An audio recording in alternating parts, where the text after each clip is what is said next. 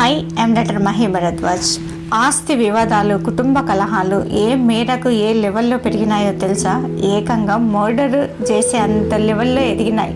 Murder కూడా ఎలా చేస్తున్నారో తెలుసా? కర్రీలో కరివేపాకు వేసినంత ఈజీగా చేసేస్తున్నారనమాట.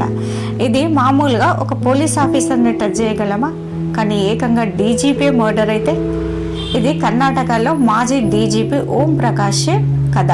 ఆయన భార్యనే అతి కిరాతకంగా చంపింది. ఆస్తి వివాదాలు, కుటుంబ కలహాలు కారణమని తెలుస్తోంది. ఆమె తన భర్త భోజనానికి వచ్చిన సందర్భంలో కళ్ళల్లో కారం కొట్టేసి దాని తర్వాత అక్కడున్న బాటిళ్లతో తలపైన బాది, ఆ తర్వాత కత్తిపోట్లు చాలాసార్లు కత్తితో పొడిచి అతి కిరాతకంగా ఒక సినిమా లెవెల్లో చంపిందనమాట.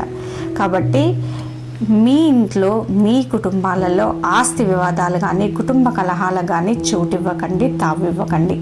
ఎందుకంటే చిన్న పెద్ద, ధనిక పేద, ఒక డీజీపీ లెవెల్లోనే ఇంట్లో అంత దారుణంగా హత్య చేయబడితే మామూలు కుటుంబాలేంటి?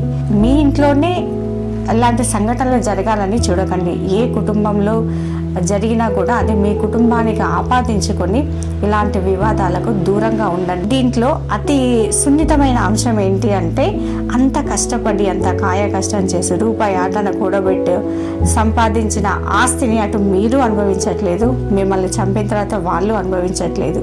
మీ వారసులకు కాక మీకు కాక దాన్ని అంత వృధాగా చేసే ఈ సంపాదన, ఈ ఆస్తి వివాదాల జోలెందుకు? కాబట్టి కుటుంబాన్ని చక్కగా ఉంచుకునే ప్రయత్నం చేయండి.